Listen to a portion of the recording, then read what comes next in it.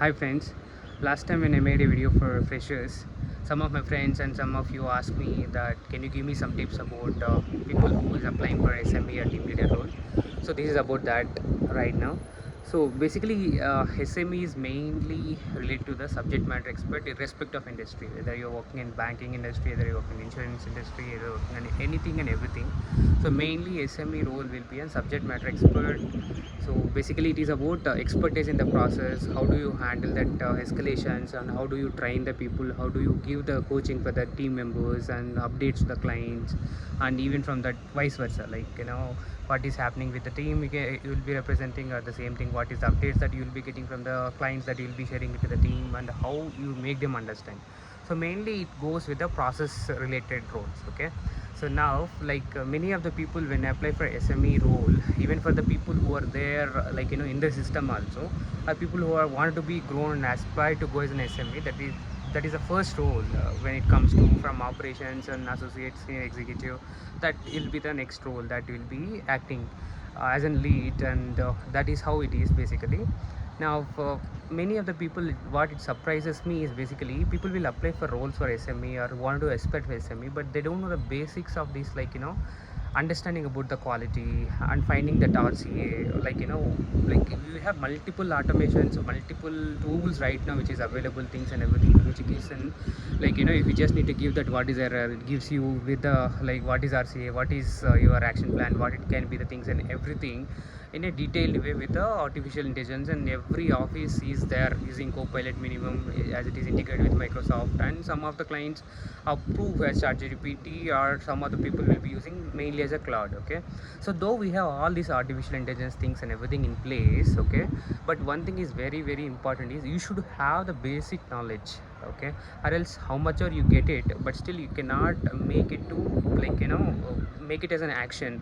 Or if you are only not understanding, how can you help your team members to understand that, and how your team members to make it to how can they come out of that situation, whether it is productivity improvement, whether it is quality improvement, and what are the things and everything. Okay, so this is very very important. First you should know the basics of the things and everything.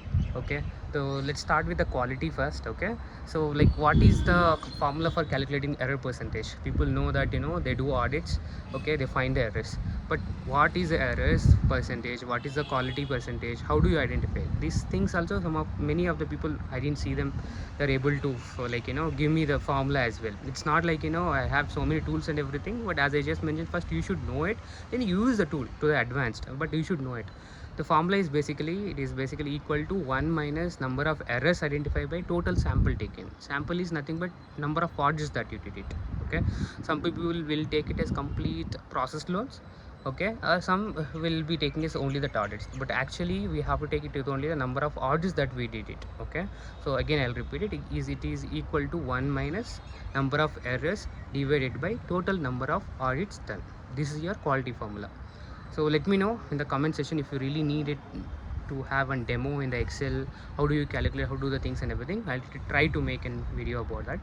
So now when it comes to the quality, this is what we have discussed. Now once we identify the error, what is the percentage of the formula, things and everything. Okay, so anytime that if you wanted to improve on the team quality overall, the performance is coming down. So what is mainly is, it's not you have to concentrate on all the team members, all the things and everything. Okay, the first thing that we need to identify who is the main contributors who really need help to improve their quality.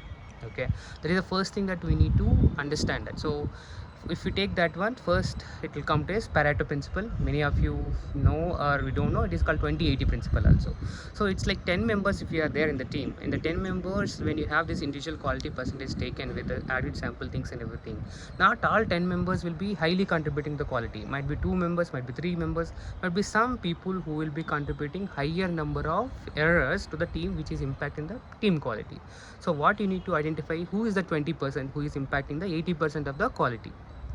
So if you concentrate that, first thing, that 20% people, once you concentrate, once you give your feedback consistently, and again once you're giving the feedback also, there is one thing called will and skill issue. Okay, so you have people, you have complete new hires, they don't know how to do the things and everything. That's the reason quality, it is mainly, it will be about skill issue. Okay, you have seniors, and still, like, they are having it more of quality errors and everything, something might be you have to do with the will issue. So what I'm trying to say is basically, before, once you identify that who are the top contributors why you are getting it, then you have to get in detail that is that person is having a will issue or skill issue. So will issue is basically the person know the problem, things what to be done, what is the instructions, he got trained, he have everything, but he don't have that commitment level for himself that he have to meet the quality.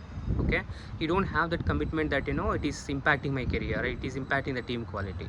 So he just coming, doing his things and going. It is maximum with the will issue. So this is mainly you have to deal with and speak to him first in one-to-one discussion, tell him what is the things and everything, what is the issue, like why he's having this will issue. It can be personal, official, it is in your control, you do it. If you're not able to, deal it with your lead it to your team leader, manager, whoever it is required, depends upon the issue. Okay, so if it is there in your preview, first, before even getting to that next level, first thing that you need to do is basically, like, for what is it is going to impact if it continue with a will issue, because you don't need to train anything, he have the skill set, but he just have a will problem. So is it going to impact his appraisal, is it going to impact his career, is it going to impact his salary, what is the things that it is going to impact? Okay, that you need to identify to him, make him understand about that. Okay, and see, observe 1-2 weeks, like how it is going to be, what is the things and everything. But still, if we repeating it, no other choice, we have to lead it to your HR, team lead, or manager, that they will take a call. You just need to get it to your hub level. This is for your SME role.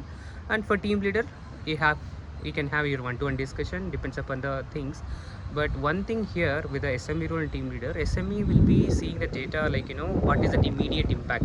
Basically, they will be focusing what I can do immediately so that it will improve the quality things and everything. But whenever in your team leader role, when you are thinking and taking a decision, you have to think about, see the history, 3 months, 6 months history.